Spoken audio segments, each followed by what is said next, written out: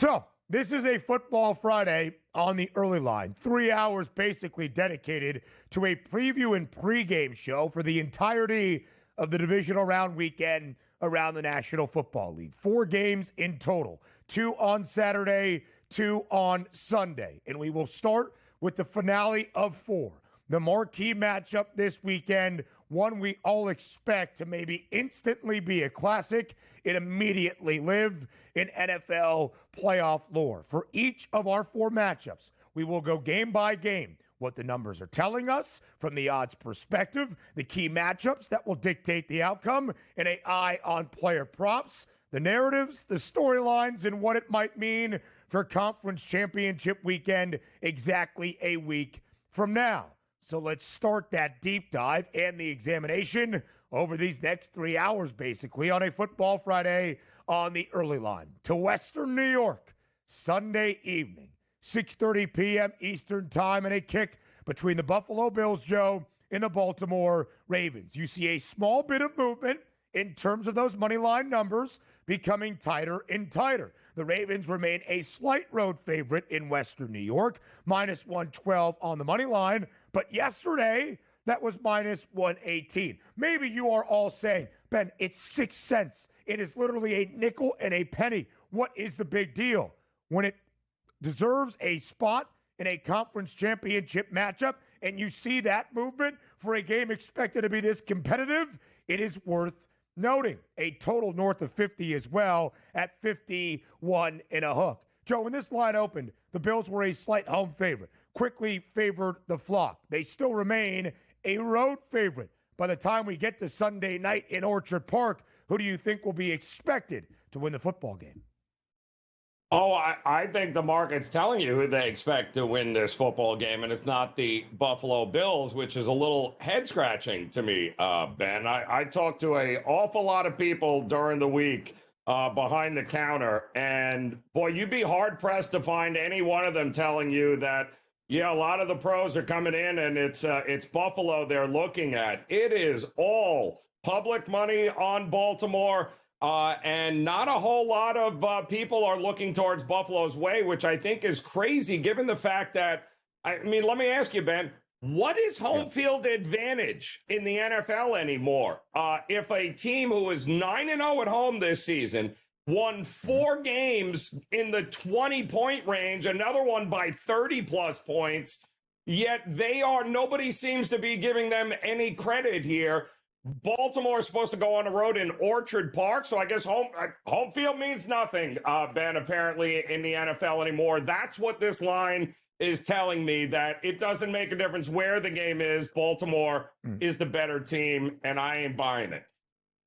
You know what's really interesting, too, Joe? You would think if there was home field advantage worth anything in the NFL, especially in mid to late January, in the postseason, it might be in Orchard Park. Kickoff temperatures expected to be in the single digits by the time we get to Sunday evening. And it's not overly windy on the shores of the lakes up there near the Canadian border, but it's still going to probably feel colder than even the 9 degrees we expect that temperature to be. Joe, Buffalo has only been booked as an underdog 17 times since the start of 2020. Of course, this has been the 5-year run where the Bills have won the AFC East each of the previous 5 seasons, trying to change the narrative, being bounced by the divisional round each of the last 3 years, only playing in one AFC Championship game. Speaking of narratives, Lamar Jackson hoping to do the same. A 3-4 playoff record,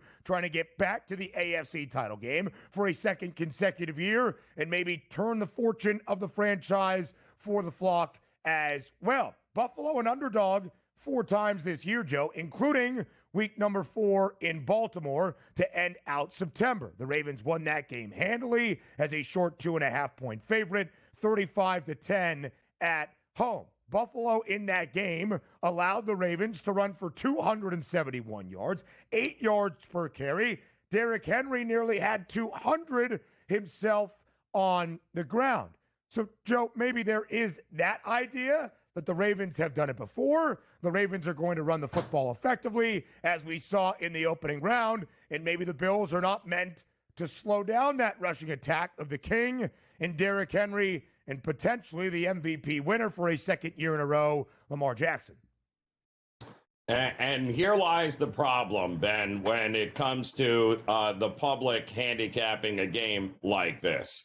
What happened in week 4 has absolutely no bearing on what is going to happen in this game. And yet, if you listen to people talk and you read, all they keep doing is referring to this week 4 game, a game in which the Bills were missing Matt Milano, Taron Johnson, and A.J. Apencia there in that first game. So 3 starters on the defensive side of the ball for the Buffalo Bills was not in that game there. Yeah. They also didn't ask Lamar Jackson to do much in that one, 13-18 for $156. Why? Well, because they couldn't stop the run, and there really wasn't any need to. That game was over before it started, but that was week 4. Anything that you are taking and carrying over and thinking that's going to be what we get here, I think you're sadly mistaken. Not to mention, this is, again, home field advantage. And you're telling me Lamar Jackson versus Josh Allen with the game on the line, who are you taking? I'm taking Josh Allen at home any day of the week in a big game, any day. And you know what's super interesting as well, Joe? In that game, Buffalo scored only 10 points, the season low. They have scored 30-plus with all of the starters out there in 10 of their last 11. We'll talk about the total on the other side of the break, but it is north of 50, which might seem a little bit interesting for wintry Western New York in late January, 51.5. The total way back in week 4 in sunny Baltimore at the end of September was 47 and a hook, and it stayed under. It was one of 4 unders the Ravens played throughout the regular season, one of the best over teams throughout this year. We'll talk about that total and 2 elite scoring offenses and the quarterbacks next on the early line. What we all expect to be the best game of the divisional round is the final game of the weekend, our 4th and final in Western New York. Between the Bills and the Ravens, it is approaching a virtual pick'em, 8 cents of difference on the money line with a total north of 50, 51 and a hook. Again, we talked about this idea yesterday. If the numbers follow suit, if the odds track, we are expecting the closest of close and competitive games in a high-scoring affair. But, Joe, it is mid to late January in Orchard Park, New York, with a total of 51.5 and single-digit temperatures expected by the time we get to kick on Sunday evening. How much offense are you expecting for the 4th and final game of the divisional round? Oh, I think we're going to expect some offense here, but I don't think it's going to be a wild and crazy kind of game, Ben, where we're going to get 60 or more points in here, which is kind of what, to tell you the truth, I thought maybe it'd be even a little bit higher, and I do think it's going to get pushed a little bit higher as the public money comes in, 24 hours prior, and we all know they love their overs, and I think they will push this thing up a little bit here, but I'm not so sure because let's face it, if Baltimore is going to win this game, they're going to win it because the defense ends up smothering the Buffalo Bills and vice versa. We have seen both of these teams, playing a lot of very high-scoring games, but under these conditions, do or die in the playoffs where neither team has been able to break through, especially against the Kansas City Chiefs, who in all likelihood is waiting on deck. I think this is a much less offensive-minded game and a much more defensive and maybe not take as many chances kind of game here. So I'm leaning at the under because in Orchard Park in January with a trip to the AFC Championship on the line, I don't know that we're going to get all sorts of craziness offensively in this game. It is still playoff football. In 5 of our 6 games during Wild Card weekend, went to the under. The Ravens defense so much improved in their last 5 games, allowing 17 points or fewer in all 5. Baltimore, the best rushing defense in the NFL, allowing just about 77 yards per game. And that was the case even before the Pittsburgh game to kick off the opening round of the postseason for the Ravens last Saturday. Buffalo's defense in a big step-up spot. But, Joe, outside of that, it is also the quarterback comparison. We're talking about two guys trying to change the narrative of their playoff lives and that of their organization. 5 consecutive years winning the AFC East for Josh Allen and Buffalo. 1 AFC Championship game berth to show for it in the last 3 years, an exit in this very weekend, the divisional round. Lamar Jackson and the Ravens, 3-4 when Lamar has been the starting quarterback for their playoff runs since 2019. And then, Joe, there is the individual solely this year. 2 guys competing directly head-to-head for the NFL MVP hardware that has allowed both fan bases to kind of bolster their guy up and feel some vitriol to the other side. Which quarterback do you expect to shine on Sunday in Buffalo? It's not even a choice for me, man. I think the Buffalo Bills are going to look defensively much better against the run and Derrick Henry in this game than anything you might have seen in week 4. So if that's the case, Ben, then what we're going to have is a game that is going to come down to the quarterbacks, right? It's going to be, can Lamar Jackson outduel Josh Allen? And I'm sorry, I don't see that happening with Josh Allen in Orchard Park at home here. I think Josh Allen, especially at any plus number here, this Buffalo Bills game, if it comes down to Lamar versus Josh and Josh is home, I'll take Josh Allen all day long. If Lamar was home, I would take Lamar Jackson. But I'm sorry, I think this is advantage Buffalo and Josh Allen in this game.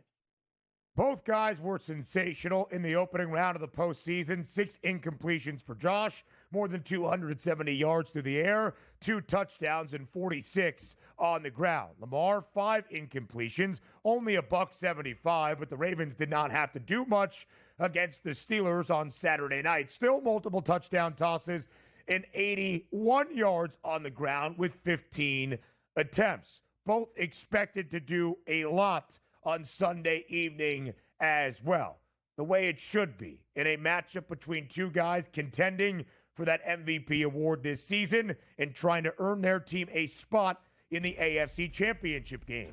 But they can't do it alone. The rest of the props for Sunday evening in Orchard Park next.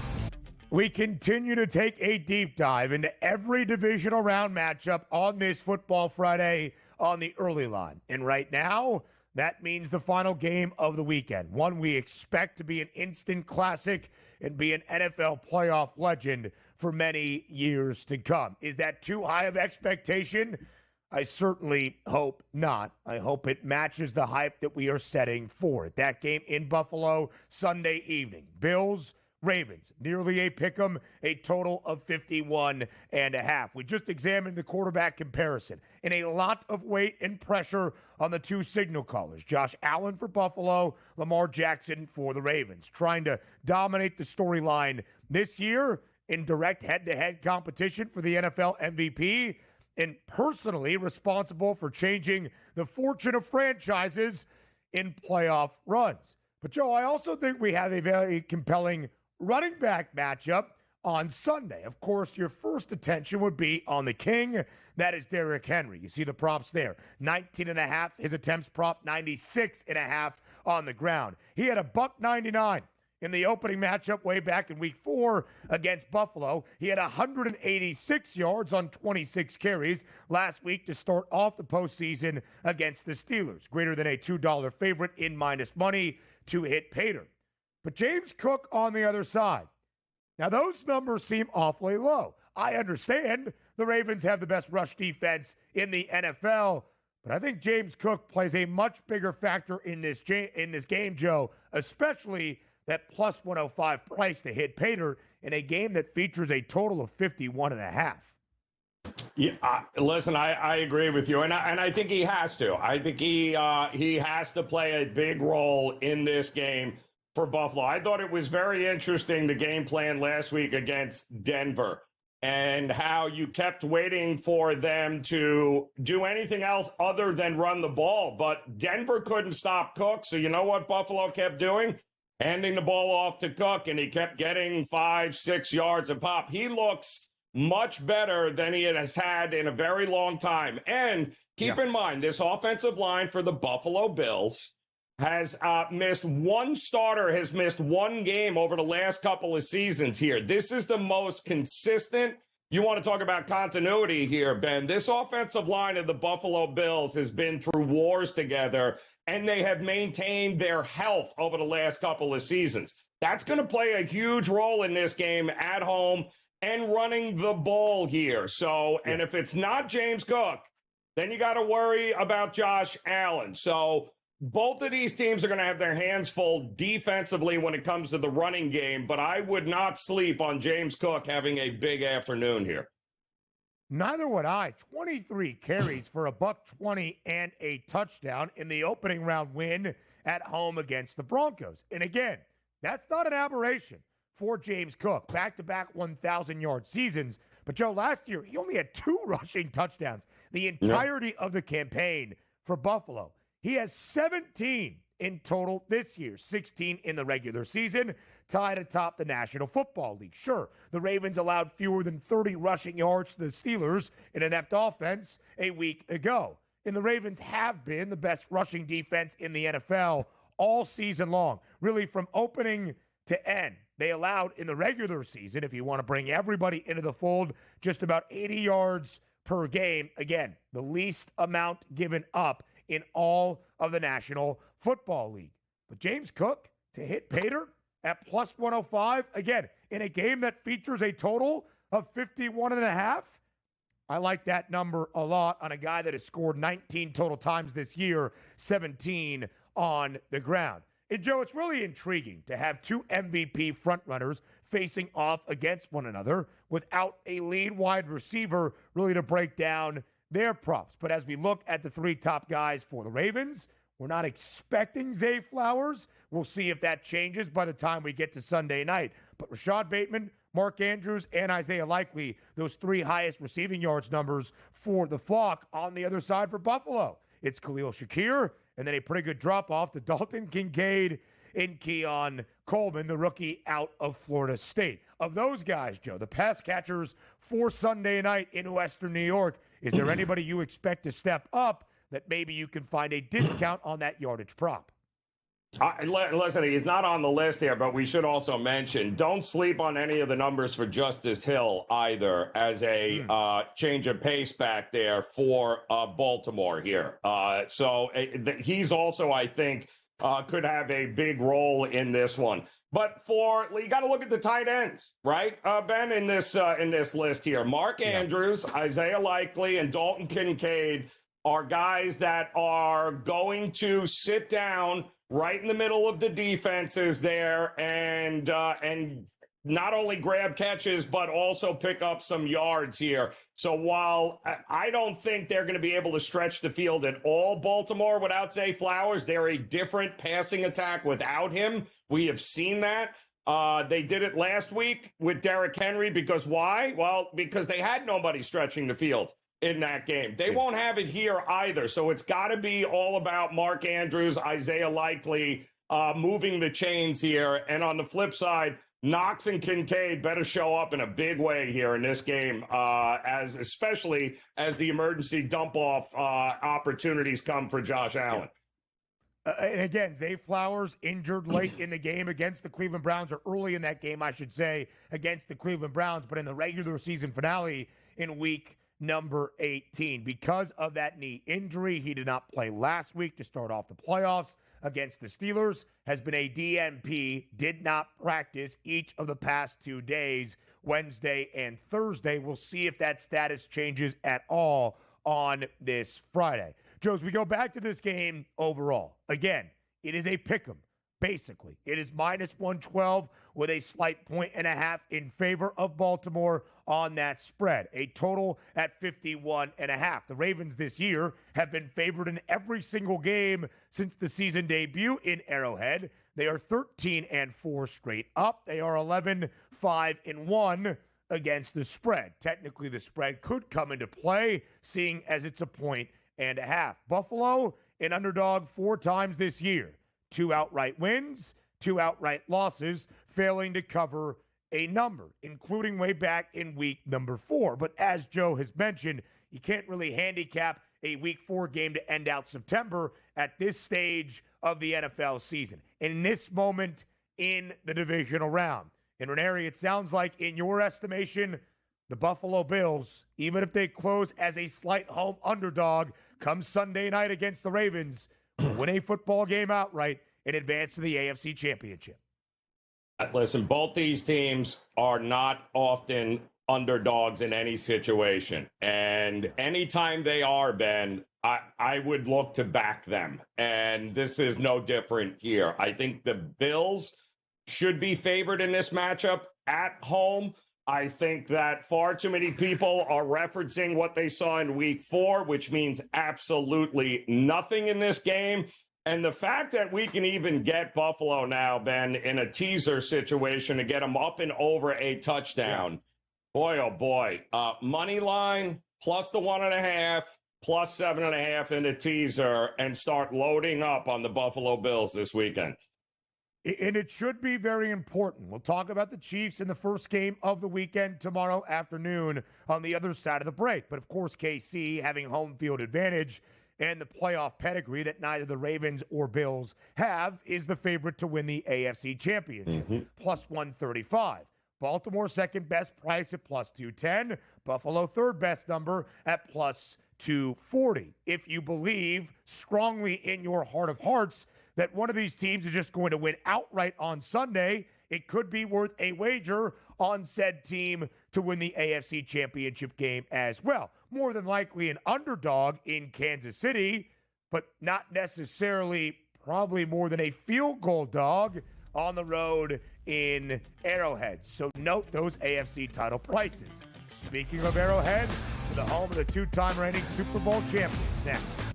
Live right here on the early line on SportsGrid. It is a football Friday, but not just a football Friday. A football Friday entering the divisional round, and quite possibly, as it is each and every NFL season, the best weekend of football each and every year. Not because we have jam-packed slates that fill up the docket both Saturday and Sunday, but because we have the best of the best competing in their biggest games of a season. And for the Kansas City Chiefs, that is a hope for history. The two-time reigning champs, the number 1 seed in the AFC, a 15-win football team in 2024, gets ready to enter the postseason fold, hoping to defend their 2 consecutive Lombardi trophies and play in a Super Bowl for a 3rd consecutive year, becoming the first ever back-to-back Super Bowl winner to do just that, even compete in the biggest of games on a Super Bowl Sunday for a 3rd straight season. It is the first game of divisional weekend tomorrow afternoon in Kansas City, Missouri, with an 8.5-point spread in favor of the Chiefs against a Texans team that for a 2nd consecutive year has won the AFC South with quarterback C.J. Stroud and won a home playoff game as a short underdog outright to see the divisional round. Total at 41 and a hook. You see that spread, Joe, north of a touchdown. We know what the argument has been against KC all year long. Not overwhelmingly impressive. Not blowing anybody out. So an 8.5-point spread for this matchup to kick off the divisional round tells you what about this game? Well, it tells us good luck, Houston, in this game here. Listen, I was on Houston last week, Ben, part of our pick 6 here on the show. I had given out Houston as my money line underdog. I was not a big believer in the Chargers, and as much as Houston had struggled, they had the experience in that spot here. But you may recall, Ben, that Houston last year also won a playoff game against Cleveland to open up things, right? And then what did they do? Well, then they went and visited the top seed in the AFC. Remember who that was? It was the Baltimore Ravens in Baltimore. Remember how that game ended up for them? Yeah, it wasn't good. And as far as I'm concerned, this is a worse offensive line for the Houston Texans than they were a year ago, and they got dismantled by the better Ravens team. My feeling is they're going to get dismantled by a better Chiefs team. And again, you're getting the same situation here, Ben, where people are quoting ATS records of Kansas City from the regular season. If by now you don't realize there's regular season Patrick Mahomes and Kansas City, and then there's playoff Patrick Mahomes, I don't know what to tell you here. Kansas City will win this game by as many points as they want. It'll likely be double digits, and there is no way I want anything to do with Houston in this spot. Because that regular season mark, especially for Kansas City this year, in 5 games as a touchdown favorite or greater, is not overly impressive. They are perfect straight up, meaning they have not squandered a game they were expected to win comfortably, 5-0, but they are 0-5 against the spread as a touchdown favorite or more throughout the regular season. But, Joe, there are some very familiar settings for both of these teams entering this matchup to kick off divisional round weekend. Let's start with the 2-time reigning Super Bowl champs, the Kansas City Chiefs. Patrick Mahomes has now been the starting quarterback for 7 full seasons in KC. In the prior 6, Kansas City has reached the AFC Championship game all 6 years. Kansas City has made the Super Bowl 4 times. They have hoisted a Lombardi Trophy 3, including these previous 2 years consecutively in the National Football League. So, since the start of the 2018 postseason, with Mahomes as the starting quarterback for KC, what is that ATS record in 18 total games? 13-5 against the spread. A very different team in the most important games of a season. Now let's talk the Texans. Last year, won the AFC South with a rookie quarterback and rookie head coach, C.J. Stroud and DeMeco Ryans. They were a home underdog of 2.5 points against the top wild card team. Last year, it was the Cleveland Browns.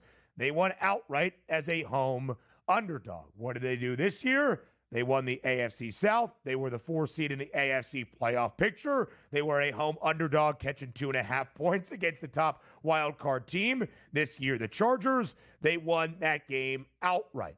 What did they do in the divisional round a year ago? Against the 1 seed in the conference, fresh off a bye on the road, the Texans got worked 34-10. And it wasn't like the odds makers were expecting a close game in the Charm City last year, Joe. 4.5, 5-point spread. It was a 9.5-point number in favor of the Ravens, and the Texans never even really got all that close to covering that hefty margin. There is a reason that Kansas City is laying 8.5 points tomorrow in Arrowhead. A very big reason why. And, let's let's face it, Ben. I think that Texans team last year was better offensively.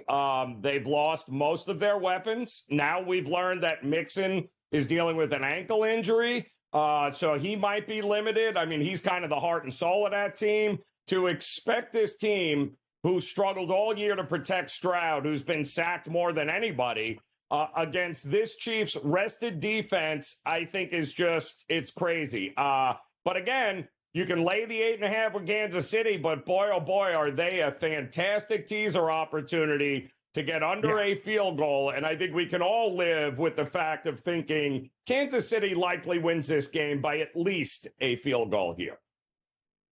41.5 is that total. And Joe, we have said it is foolish to compare numbers to even regular season games. We talked about Buffalo and Baltimore way back in September. Even the first time these two teams met up in week number 16 on a short week Saturday, the number was 3 points in favor of Kansas City at home. They won that game 27-19. They covered. The total, pretty close as well, 42.5. It's skied to the over. We're talking about 5.5 points of difference on the spread. That should be alarming, but a rather similar over-under. We'll talk total in the quarterbacks as we do up next. The opening hour of a football Friday dedicated to the divisional round around the National Football League. We start with the game that will start off the weekend inside Arrowhead Stadium tomorrow afternoon, 4:30 p.m. Eastern Time. The Chiefs, a hefty favorite, laying 8.5 points. That total is our topic of conversation right now, 41.5. Joe, it is the lowest over-under of the entirety of our 4 matchups this weekend. During Wild Card weekend, we saw a ton of unders, but the only team that played to an over, or the only game, I should say, that would be Houston. It was the high game of the weekend in the opening round of the postseason against the Chargers on Saturday, 44 combined points. What are your thoughts on the total and what it will mean for the outcome of tomorrow afternoon's game in KC? Well, I think if you look at this Houston team, if you're going to give them a chance to, let's say, win, but let's just say cover this game, Ben, if you're going to give them a chance to do that, they're going to have to do it by playing defense. And their defense, if we're all being honest, it was the defense that beat the Chargers last week. It wasn't Stroud in the offense by any stretch here. But the chances of Patrick Mahomes throwing 4 interceptions in this game against this defense, I think, is there's not a very good chance. However, I do think Kansas City has a formula that they always stick to, and it's usually have the lead maybe at the break and then suffocate you in the second half and play keep away and keep moving the chains. And that's what they do. And I don't know that the Texans defense is going to be able to get off the field as easily as they like here. So, yes, no Tyreek Hill. Will Worthy have a couple of opportunities to get those 80-yard two-play touchdowns? Sure. I don't think that will happen here, though, although Houston's defense does have a habit of giving up that big play, Ben. We saw it again, of course, in the Chargers game. If they give up 1 or 2 of those in this game flies over. If they don't, this game stays way under the 41.5. A quarter of the NFL, 8 of 32 NFL teams throughout the regular season, played double-digit amount of their games to the under in the regular season, including both of these teams. 10 of 17 games for the Chiefs, under. 11 of 17 games for the Texans, under. Alongside the New York Giants, the Texans and the G-Men, the highest under percentage throughout the regular season. We can understand why that total is 41 and a hook, but you don't need a lot of offense tomorrow afternoon in Kansas City to push to the over. And by mid to late January standards in Kansas City, Missouri, not overly cold tomorrow. Mid-30s, not a ton of wind. That wind chill out there on the plains can often be a little bit precarious. Not necessarily the case as expected for tomorrow afternoon in KC Mo. Now we talk the quarterbacks. C.J. Stroud and, of course, Patrick Mahomes. 229 and a hook, the number for Stroud. 247 and a half, the number for Mahomes. Who do you think, Joe, of our 2 signal callers for tomorrow afternoon has the better chance to go over that passing yards prop? Well, I think just from sheer volume, I do believe Stroud is going to have to throw the ball way more than probably what Patrick Mahomes is going to have to do, because I do believe Houston will be playing from behind. And if the running game and Mixon aren't up to par, if he is hurt and limited, then it's going to be all C.J. Stroud. They're going to ask him to drop back 35, 40 times in this game. So just from a volume standpoint, I think he's got a pretty good shot of going over 229 and a half here. But again, the big playability of Mahomes and Worthy and now Hollywood Brown, they can stretch the field. Yeah. He could also fly over that 247 and a half in this one. A lot of people have pointed out Patrick Mahomes has not played in a football game since Christmas. Now nearly a month ago, at least 3.5 weeks. Will there be rust? I'm not so sure. Kansas City pretty used to this position once again. Joe Mixon's status, as we mentioned, did not practice in full yesterday, listed as questionable. We expect him to play, and he still has a rushing yards prop, but it is working its way down, only 57.5. He had 25 carries for 106 yards against the Chargers in the opening round of the playoffs. He has been a huge acquisition to this offense. We'll talk some historic numbers on the other side of the break in terms of Travis Kelce and Houston's Nico Collins as we continue our divisional round previews on a Football Friday in Hour 2 up next.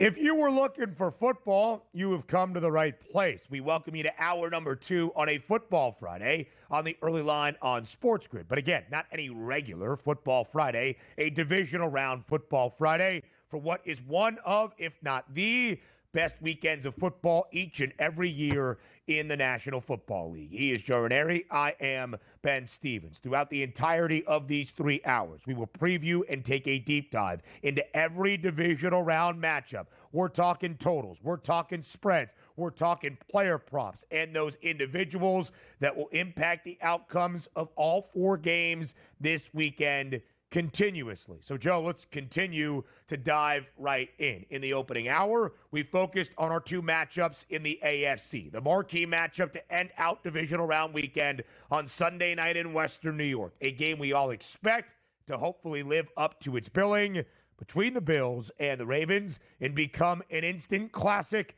in NFL playoff history right away. Now we're talking Kansas City, the 2-time reigning Super Bowl champions, hosting the Houston Texans, and we dive even deeper into the prop market. Nico Collins of the Texans has the highest receiving yards number for this matchup tomorrow afternoon, kicking at 4:30 p.m. Eastern Time. 82.5. But, Joe, it really is worthy. C.J. Stroud last week against the Bolts threw for 282 yards and a touchdown. 122 of those yards to Collins. The touchdown also to Nico Collins. Plus 180 price to hit Pater. And then you look at Travis Kelce. Again, much like the Chiefs in general, if they're a little bit lackluster at times throughout a regular season, just wait until it is the playoffs. Travis Kelce is in the business of setting postseason history. He has 1,903 receiving yards in his playoff career, second to Jerry Rice. He has 19 playoff receiving touchdowns, second only behind Jerry Rice. He has 165 postseason receptions. That's the most in NFL playoff history. And he has the highest receiving yards prop for Kansas City tomorrow against Houston.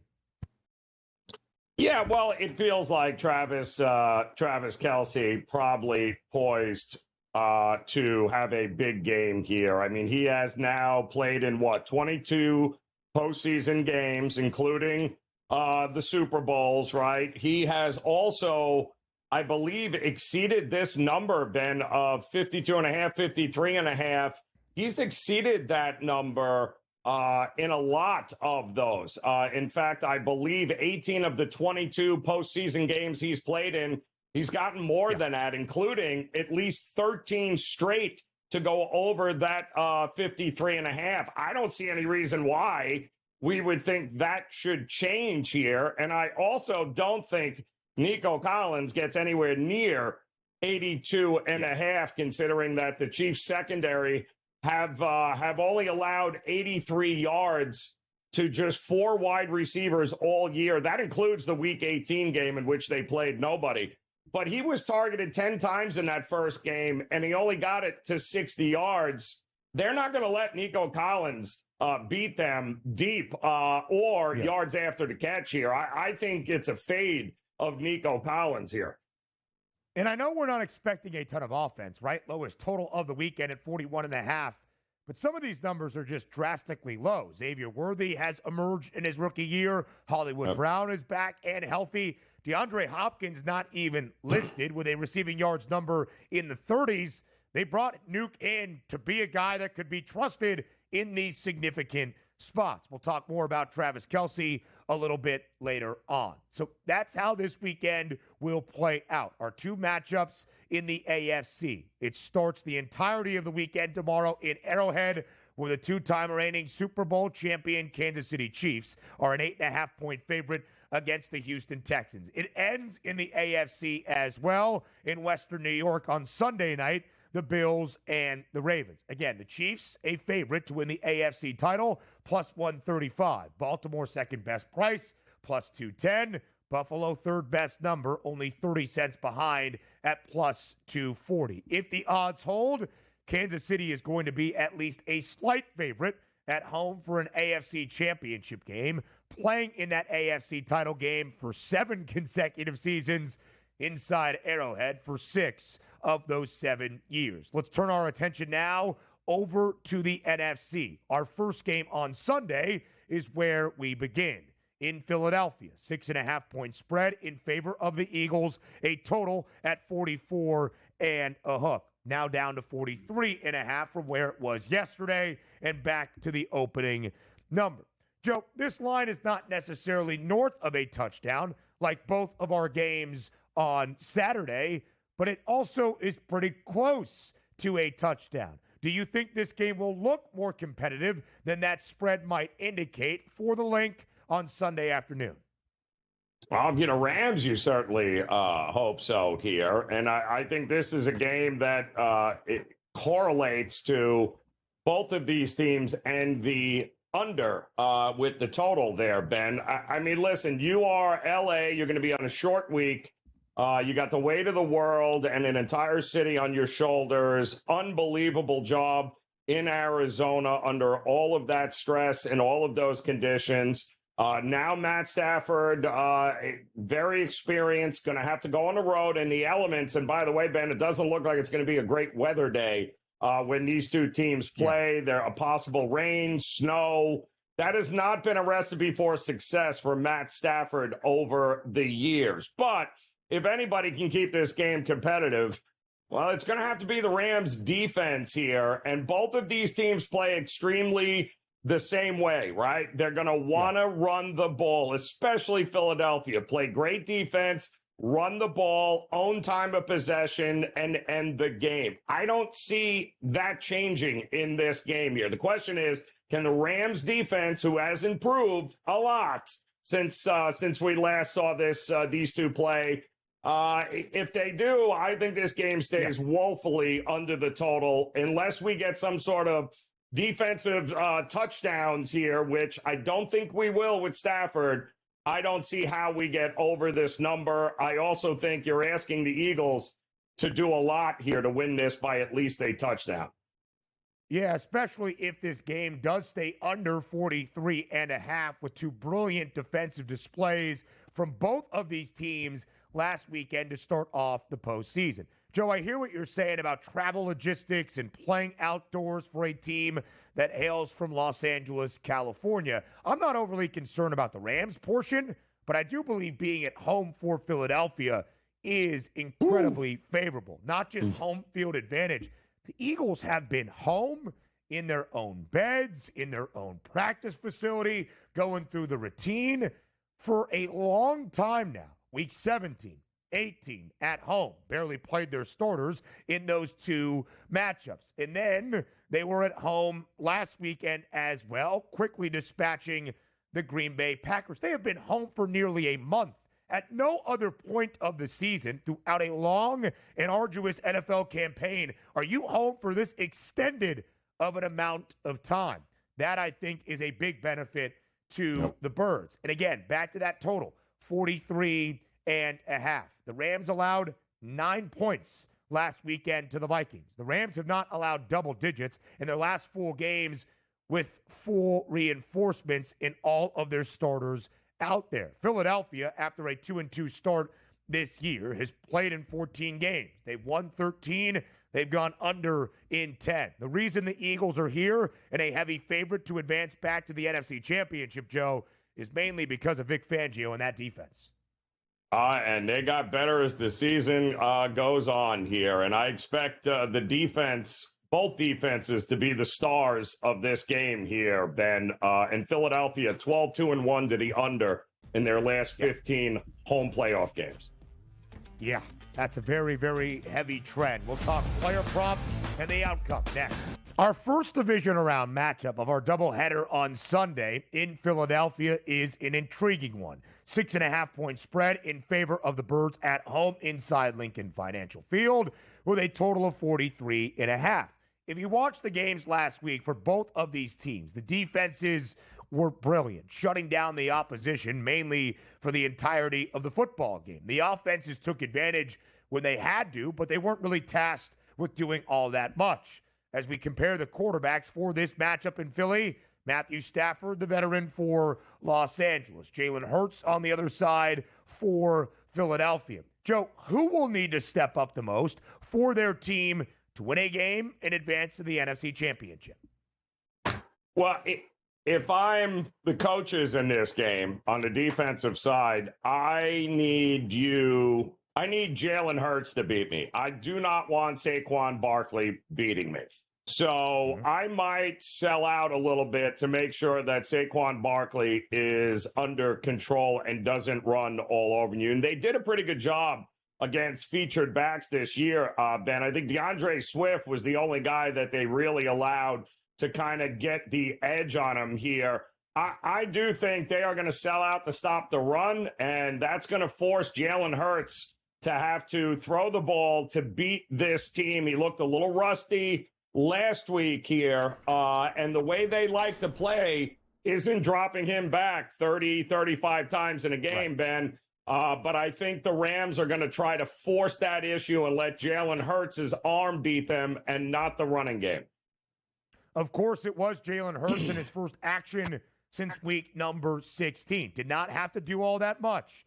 3 plays after they forced that fumble on the opening kickoff return, he had all day to sit back there, connected with Jahan Dotson in the back of the end zone. That's basically all Philadelphia needed. 13 of 21, 131 yards, 2 passing scores for Hurts. Also had 36 on the ground. His rushing yards prop, 39.5. So maybe it's not the quarterbacks that do lead the wagon.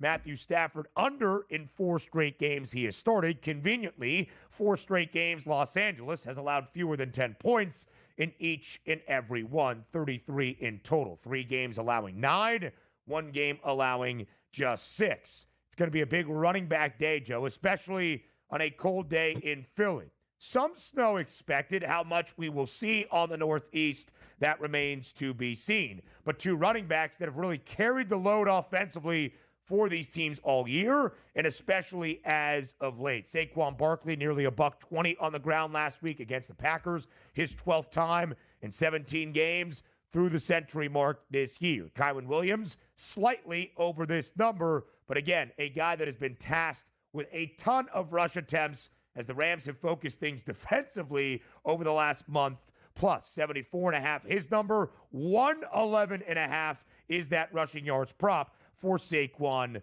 Barkley. Joe, how critical will it be for both of these offenses come Sunday afternoon to, frankly, establish the run?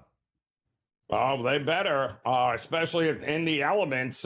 We know what we're going to get here. And listen, Philadelphia has a clear blueprint on how they like to win games. And they like to win games by owning the time of possession, moving the chains, 16, 17-play drive, Benz. We have seen it time and time again, which is why their numbers are so ridiculous to the under. Again, 12-2-1 to the under in their last 15 home playoff games. And by the way, Jalen Hurts 5-1 to the under in his 6 playoff games. So they are going to want to control and play their brand of football, which is dominate in the trenches, run block, blow guys off the ball. The Rams defense is going to have their hands full. And if you're Williams, you need to get off. I mean, that Rams offensive line has been a problem all year long with injuries, Ben. But they need Kyren Williams to have himself a day because they cannot allow Matt Stafford to just sit back there and allow this defense of Philadelphia to come after him time and time again. So they need to have a threat of a running game. They need some early success in this game if they're going to have any chance of actually winning this game and pulling off the upset in Philly. And, Joe, 3 of our 4 divisional round matchups feature a rematch from the regular season, including these 2 teams, week number 12 on a Sunday night in L.A. The Rams, since a dreadful 1-4 start, were an underdog 5 times with all of their starters out there, including Matthew Stafford. They have won 4 games outright.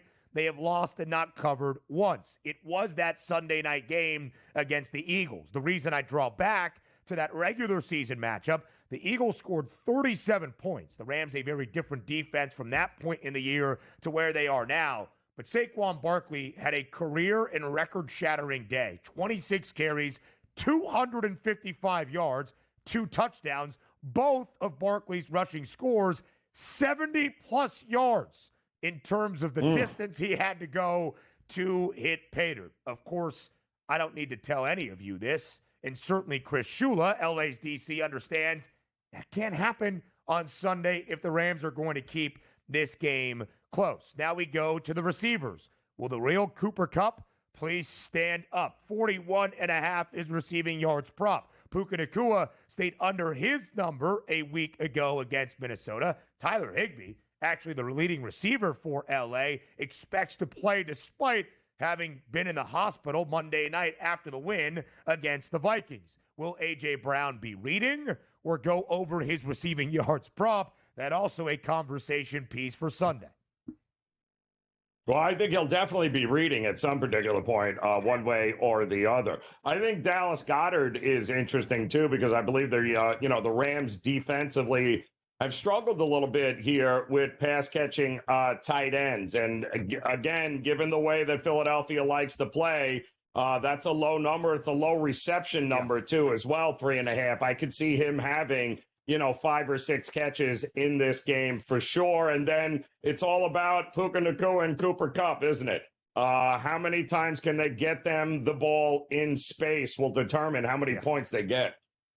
Yeah, no doubt about it. Puka Nacua stayed under that number. Again, they didn't have to do much offensively. Did L.A. against the Vikings to win that game on Monday night in Glendale, Arizona. Puka Nacua's rushing yards prop, 2.5, which he went over last week. Shout out to Joe Frieso, our producer, and an astute handicapper there. To Detroit on a Saturday night. Next, a Divisional Round Football Friday live right here on the early line on SportsGrid. We have talked about 3 of our 4 Divisional Round matchups this weekend. Everybody trying to earn a spot in a conference championship game. The Detroit Lions hoping to continuously make history in the Motor City. The Lions last year won a division in the NFL for the first time in 3 decades, thus hosted a playoff game in Detroit for the first time in 30 years as well. Won a playoff game for the first time in 32 seasons. Played in the NFC title game for the first time in that same span, 32 years. And now, Joe, are the favorites to play and win a Super Bowl. That would be a first in Lions franchise history as well. Now, Detroit as an NFL organization won NFL championships back in the late 1950s, but the Lions have never even played in a Super Bowl. Expected to chart uncharted territory starting tomorrow night as the 1 seed for the first time ever in franchise history, hosting the Commanders at home. An 8.5-point spread in favor of the Lions, the highest total of the divisional round weekend at 55 and a hook. Based on those numbers, what are you expecting for Saturday night in the Motor City? It's so hard with these 2 teams here, right? Obviously, Detroit at home it's been a wagon, man. It's been an ATM machine with them scoring points. Their team totals have been great. The overs have been great. They cover numbers like nobody's business. And they're even better in the first half of games because they usually just boat race teams, and that's the end of it. The thing with Washington is that I don't know any team, Ben, that I have seen ever that has won games in the final 60 seconds like Washington has with a rookie quarterback this year. I mean, it has been absolutely mind-blowing how they have managed to figure out to win games, which, again, you got to learn how to do that sometimes, because the fact that you have a rookie quarterback that has come in Jaden Daniels and done this, where Washington has 9 wins by 6 or fewer points. That's the most in NFL history, by the way. And they have 6 wins when tied or trailing in the final 10 seconds of regulation or in overtime this season. That's 2 more than any team since 2000, including the playoffs. Again, let me repeat that. They have 6 wins when tied or trailing in the final 10 seconds of the game or overtime this season, Ben. They are the definition of the cardiac kids here. I don't know how you bet against that. It feels like, man, just give me the points and let them do what they usually do in the final 60 seconds of the game. And Joe, the number would tell you it feels like, much like our first game on Saturday, with the other one seed in the other conference, the Chiefs in the AFC. This is the time a team that played on Wild Card Weekend actually goes up against the best of the best and falls short. But the Commanders have defied even the final seconds of a game to come back and win all year long with a rookie quarterback in Jaden Daniels and a first-year head coach in Washington, Dan Quinn. The Commanders defied logic last week as well. Yeah, the Rams weren't necessarily truly at home, and both the Texans and the Rams were slight underdogs in their home settings. But the Commanders were the only team to win on the road in our 6 matchups during Wild Card Weekend, outright as a 3-point underdog against the Buccaneers, with Jaden Daniels, who became the second ever quarterback in NFL playoff history to lead a road win and not have his team turn the football over or punt the football, which is going to be a big story for this game as well. But Detroit, when they see a minus in front of their name, has been darn good. 11-5 against the spread for a second consecutive year, booked as the favored side. 49-22 ATS with Dan Campbell as the head coach in the Motor City. That is a cover percentage of 69%. Nice. It is also super nice because the Lions are the only team in the NFL in the last 4 years covering in more than 62% of their games, and they're covering in 69%. Can the Commanders continue to defy odds? They've been an underdog 4 times since week number 4. They are 2-1-1 against the number with 2 outright victories straight up. The only non-cover against the Eagles on a short week back in week number 11. There is so much to talk about in this game tomorrow night in Detroit, including the highest total of the weekend at 55.5. We'll do that up next. 55.5 for a divisional round playoff matchup with a spot in an NFC Championship game. Are you nuts? Well, it's inside tomorrow night on a Saturday in Detroit between 2 really good scoring offenses, including the best scoring offense in the NFL. Detroit, who averaged better than 33 points per game throughout the regular season. So, Joe, when you look at that total of 55.5, is it too high or does it feel fitting for tomorrow night's matchup in the Motor City? It certainly feels fitting, Ben, given what we know about these two teams and what we have seen. And let's face it, Dan Quinn showed us last week, Ben, that, the Commanders went that entire game against Tampa, never punting, ever. Yeah. So here that means a lot of going for it on 4th down, right? That means taking chances. And we already know Dan Campbell does this. You got to love both OCs in this game with Kingsbury for Washington and Ben Johnson there for Detroit. These are 2 guys that they are going to have a great game plan to go out and score points. But having said that, it's a playoff game, Ben, and we've already seen what the unders are in the playoffs thus far. Right. And I don't know. Listen, you're telling me that you expect Detroit to win this game by margin, and if they're going to cover this kind of number, well, that means Washington's not having a whole lot of success offensively here. So I do think that the Commanders are the value play here, getting that many points. And if that's the case, Ben, if I think Washington can cover, I got to play the under, Ben. It's correlated to the under. There's no way that I think they keep it close and this game goes over. Joe, I think you need a picture-perfect roadmap to get to 55.5 and push over that number. There can be no speed bumps.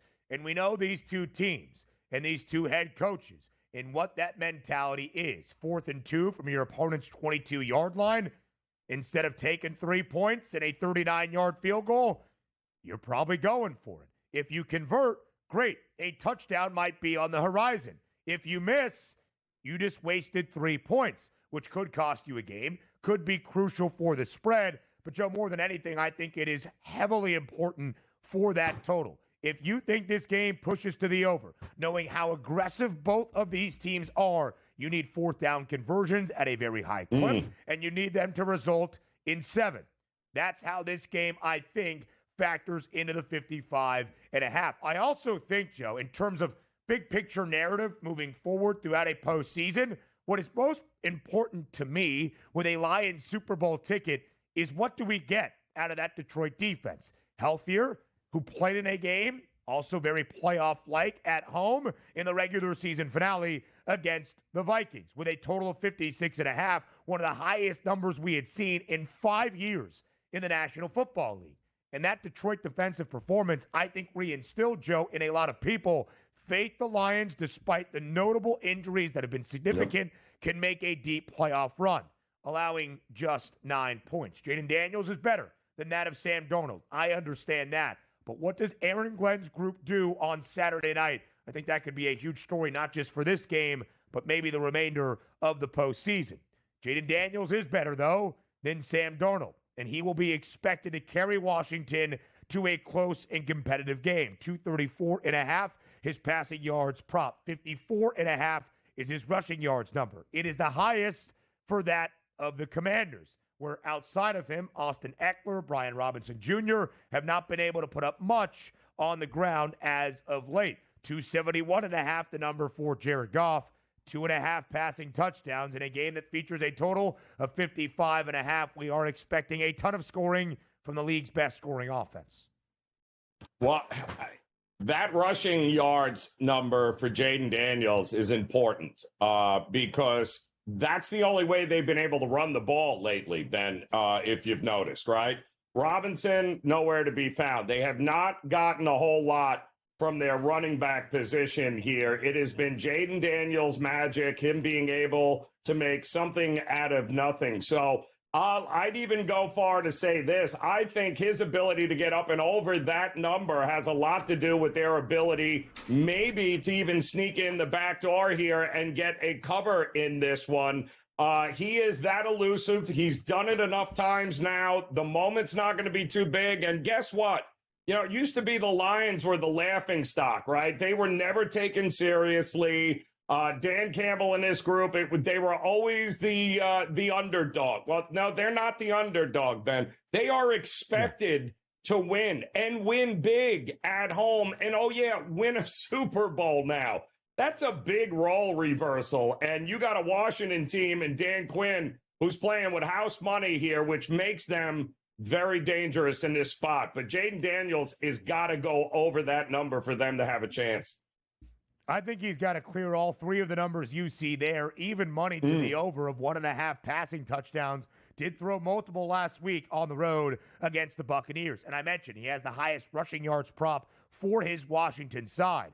Brian Robinson Jr., 36.5. Now, Austin Eckler, also a huge part of the passing attack for the Commanders, but just 21.5 on the ground. The story in terms of backfields, Joe, for this game, that would be Jahmyr Gibbs and David Montgomery. We expect Montgomery to make his return, miss the final 3 games of the regular season for Detroit. And in Montgomery's 3-game absence, it wasn't Sonic that was needed, it was Knuckles. Jahmyr Gibbs, at least 154 scrimmage yards in each of the 3 games without Montgomery, scored at least a single touchdown in all 3, capped off by the performance of his young career so far. A 4 total touchdown game in that huge win over the Vikings to clinch this 1 seed and to be in this spot. With Montgomery back in the fold, but maybe not 100% healthy, Joe, how do you believe Ben Johnson coordinates the offense featuring those 2 backs tomorrow night? I think you're going to get what you have gotten here. I mean, listen, they have been riding Jahmyr Gibbs now over the last month since Montgomery went down, right? They have not shied away from giving him the ball. But I do think David Montgomery inside the 10-yard line is an interesting choice. In fact, I wouldn't be shocked to see both of them out on the field at the same time, certainly in red zone opportunities. So I do think David Montgomery is going to have an opportunity here, Ben, to get some carries and get some things done. But, you know, Jahmyr Gibbs has been the workhorse. And given the injury concerns with Montgomery, you ride with what got you there. But don't be shocked if David Montgomery finds the end zone here.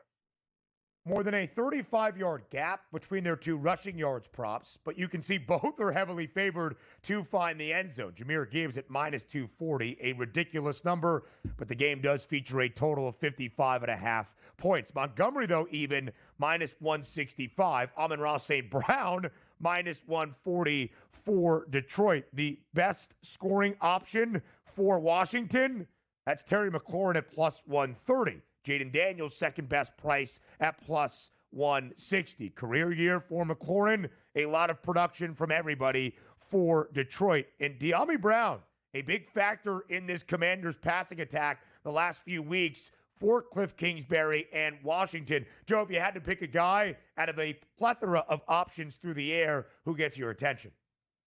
It's Amon St. Brown, period. The guy does not drop passes. The over 6.5 receptions, I have no problem. No problem anytime touchdown. Yeah, I think for sure he is going to be poised for another big game when they need it the most. Yeah. And Terry McLaurin, the go-to guy. Yeah, why not, Ben? If he's going to do it, he's going to do it in a big way. He can probably get over 68.5 yards in one play, by the way. Again, I think they're going to need that to be the case, to stay in this game, to force it to be a high-scoring affair that the odds expect. Amon-Ra St. Brown did not score in the first 2 games of the year for Detroit, then scored a touchdown in 8 straight, then did not score in 3 in a row, now has scored in 3 of the last 4. Did not score against Minnesota, but still had 6 grabs for 77 yards, a huge component of that Lions offense. Now we'll talk beyond Divisional Round weekend next.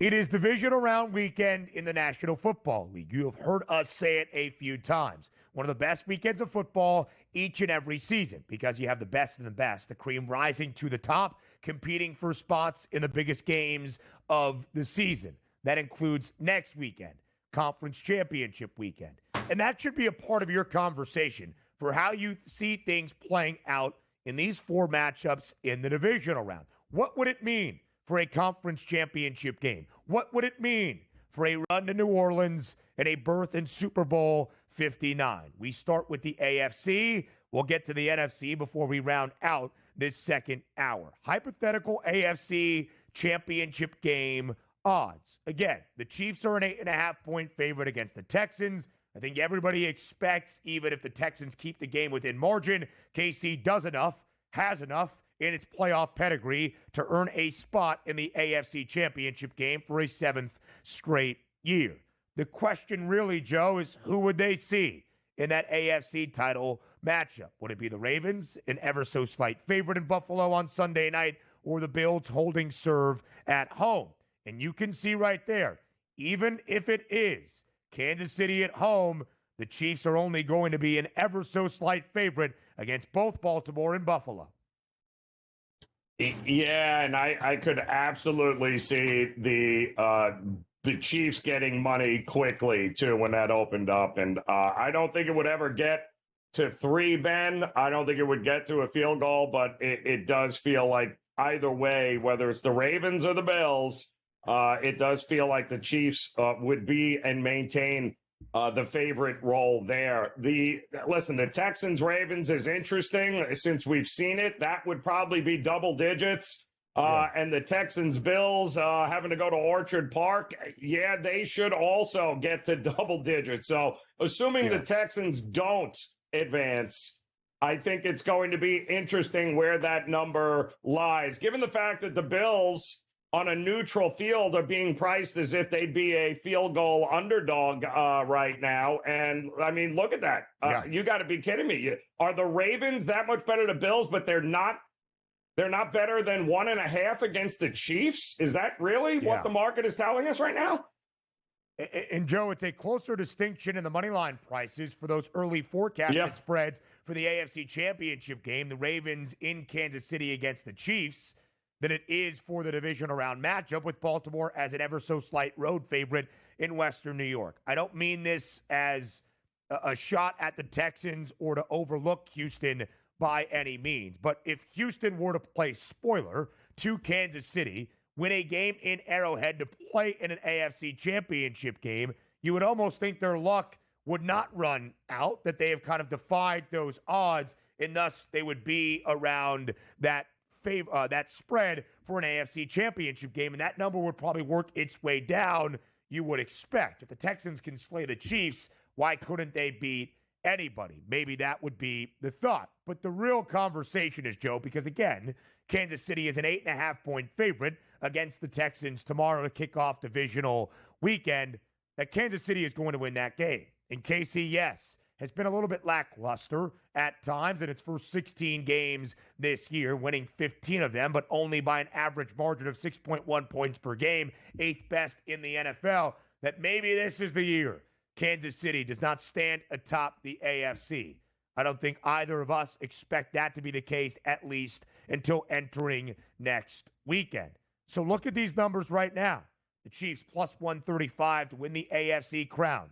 Once again, they've played in an AFC championship game 6 consecutive seasons. The Ravens have that second best price. The Bills 30 cents back at plus 240. Again, the money line numbers for a potential matchup in Arrowhead for the Chiefs against either the Ravens or the Bills is minus 110 for KC against Baltimore, minus 106. That is it. A 4-cent difference for the Ravens, minus 118 for KC against Buffalo, even money plus 100 on the Bills. So if you are convinced that Buffalo and or Baltimore, whoever you think has a better shot of winning the final game of the divisional round, is going to advance to the AFC Championship, it would be worth a bet, Joe, in my estimation now, to wager on one of those numbers to win an AFC Championship game, despite the fact it is a toss-up on Sunday evening in Western New York.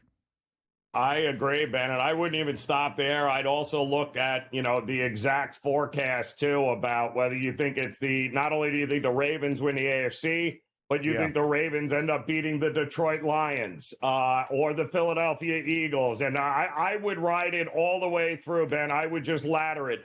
Whoever it is you think is coming out of the AFC, I happen to think they're winning the Super Bowl. So at that point, Ben, I'm laddering everything. I'm taking the AFC price, the Super Bowl price, and the exact forecast price on who I think they're going to beat out of the NFC, which feels like it's also a 2-horse race here, no? Yeah, and listen, I think it's a really great point as well, right? There's a lot of thought that this divisional round matchup in Orchard Park on Sunday night is the de facto AFC Championship game. But we have looked past Kansas City a ton at times. Last year, had to go on the road for the first time to win an AFC Championship. Check and check. And they still won a second consecutive Super Bowl. I will say this, though. KC is trying to make history. They are now the 9th team in NFL history to win back-to-back Lombardi trophies. The previous 8, nobody has played even in a 3rd consecutive Super Bowl, and only 3 have reached a conference championship game. So KC is trying to defy that on this dynastic run. And Joe, in a game against either Baltimore or Buffalo, it would be a razor-thin edge for who would win the AFC Championship. Yeah, it's going to be razor thin either way, Ben. It's going to be, I think, a very, very good. I don't think there's going to be any surprises. Let's go that way. If you're looking for a big dog or a big bomb, I don't think we're getting it the rest of the way through. Yeah, I would agree, and I think that will be the case in the NFC.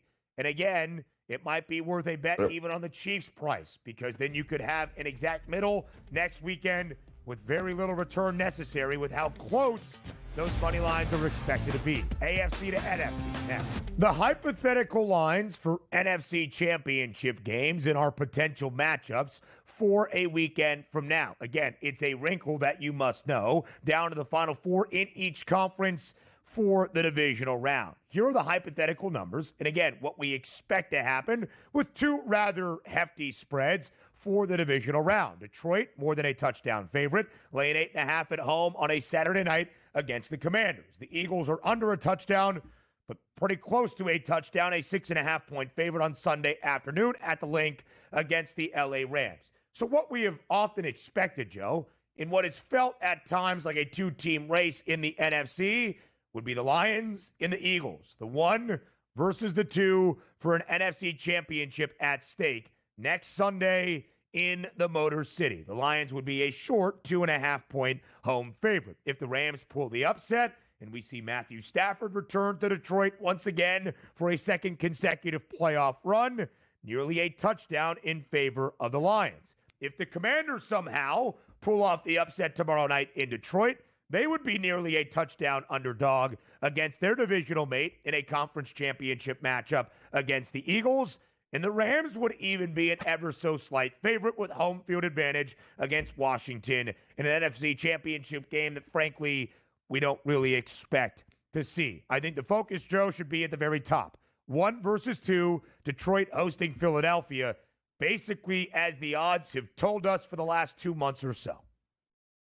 Yeah, I mean, listen, history tells us, Ben, when you take a big look here, that number 1, number 2, usually collision course, or at least the number 1 seed, in all likelihood, will be hosting with a chance to go to the Super Bowl. Although it was a couple of years ago, I believe, was the first time since 2009 where road teams actually took the divisional round by winning 3 of the 4 games when we got to this point. It's been all chalk the last couple of years, but there is some recent history where maybe we shouldn't sleep on an outright underdog. I don't think it's going to happen. Well, it probably will happen with Buffalo, but I don't consider them to be a dog of any sort. But the question is, could we get a Rams or a Commanders team that is going to be playing for a championship? It would, if it's going to happen, I think it's going to happen on this side of the bracket here, Ben. So the Rams at the Lions, I don't think we're going to get 2 of them, but Commanders or Rams, pick your poison. One of those 2 teams could absolutely play spoiler here this weekend. Yeah, it would be really interesting to see that be the case because, Joe, it does feel like a toss-up between the Ravens and the Bills, but if one of those teams made a conference championship, whoever wins in a pick'em game in Western New York, it wouldn't be overly shocking.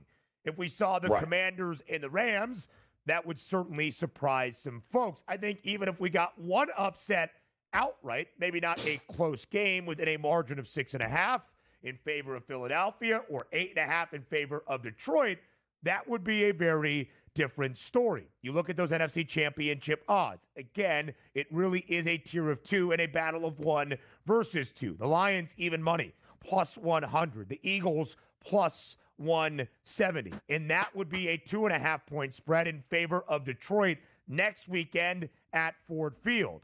But if you think an upset might potentially be out there, some very juicy numbers on the Rams at plus 650 and the Commanders even in 4 digits at 11-1. And now would be the time to bet one of those 2 teams, Ben.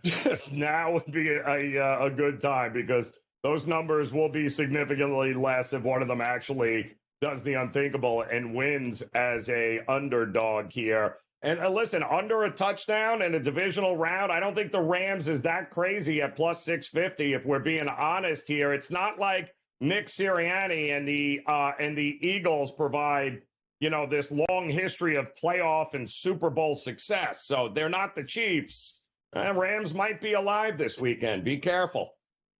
I think there's an argument to be made. The Rams have the most playoff success of any of our 4 teams remaining in the NFC. The Eagles made a Super Bowl 2 seasons ago, trying to get back to that peak. The Rams won a Super Bowl 3 years ago with Sean McVay and Matthew Stafford. Can they get the Rams back to there with a couple of upsets along that path? Joe Raineri, we have to say goodbye to you here. We appreciate the time on this Football Friday. My friend, enjoy a sensational divisional round. Thank you for all the handicapping acumen on this Friday. Yeah, let's cash some tickets here. It might be a little chalky, but there could be a bomb available, I think, on that NFC side. So tread carefully.